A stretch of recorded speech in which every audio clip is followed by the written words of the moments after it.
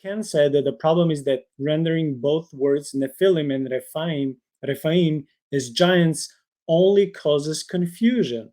Then he mentions that the Septuagint, the Greek translation of the Old Testament, rendered Nephilim as gigantes, which literally means earthborn and implies nothing about height. You mentioned this as well. Then he quotes J. Edward Wright, PhD, who is the director of the Arizona Center for Judaic Studies of the University of Arizona, who says that the term traditionally translated as giants in both the Greek Septuagint and now in English is Nephilim, a term based on the root NPL, which means fall, which you talked about just recently. It has nothing to do with size and specifies that this goes for both Hebrew and Aramaic, that the root NPL in Aramaic also means fall and not giants. You also address this. Now I have question for the last quote that I have from Ken. He says, as per the original, traditional, and majority view among the earliest Jews and Christians alike for centuries, Nephilim were strictly pre-flood hybrids, and Rephaim were strictly post-flood humans, and there is no relation between them whatsoever.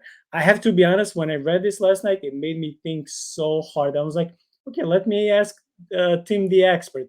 So would you agree or disagree? And can you please say why would you agree or disagree when he says that there is no connection between Nephilim and Rephaim, because for him the first were just pre-flood hybrids, and Rephaim were just post-flood humans. Yeah. Okay. So there's a whole bunch of things that contribute to that distinction from that perspective. Firstly, you need to view the flood as universal, comprehensive, like the entire world, the globe that we know was completely inundated with water, and only those on board the ark survived, none of which had anything to do with the Nephilim. If that's your understanding, then you have to say, okay, so there's no continuity between the Nephilim back then and these Rephaim that come after, at least in a physical sense, right? Because all these other living things, everything dies. Now, even if you take that, you still have the fact that these divine beings who are immortal cohabited with humans and created offspring. When their bodies die, the spirits are still around.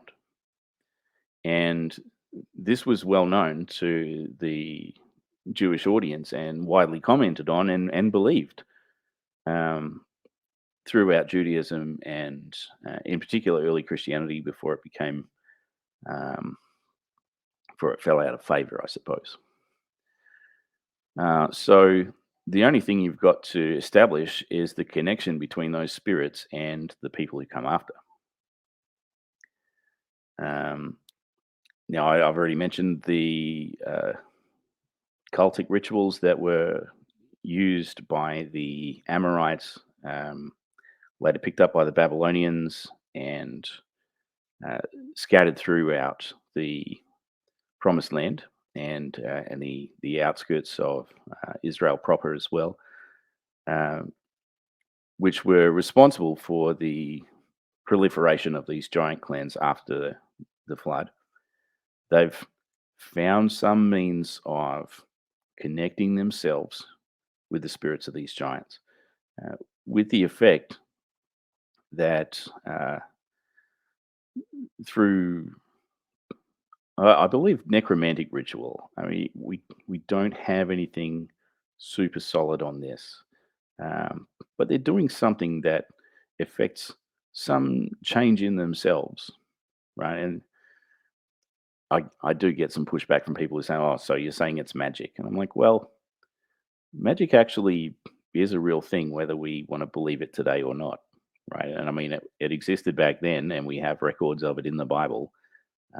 You've got the Pharaoh's magicians doing things and all the rest. There are powers at work that we don't understand, and this is a very mysterious topic. I believe that the Bible is intentionally very quiet about these things because it would be bad for us to have this knowledge. Um, but nevertheless, you've got something going on where you have these people described as being tall. I mean, again, you don't have real descriptive language. Ken was right in saying that you don't have a lot of um, particular language around the size of these individuals. But when you read through Deuteronomy and you have, oh, these people were as tall as the Anakim, like they're not saying that because they were short.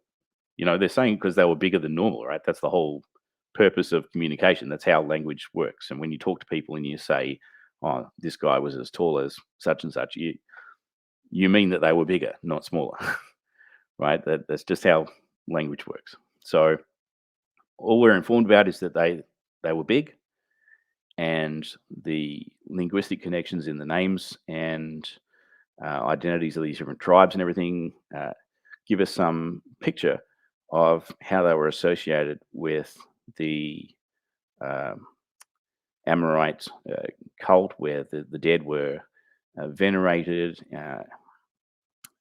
possibly even worshipped, and definitely were called upon for empowering the living supernaturally.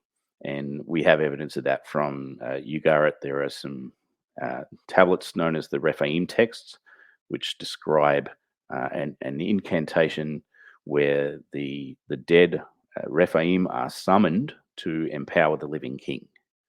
Right. So we got evidence that the stuff goes on. We don't really know how it works, um, but it's there.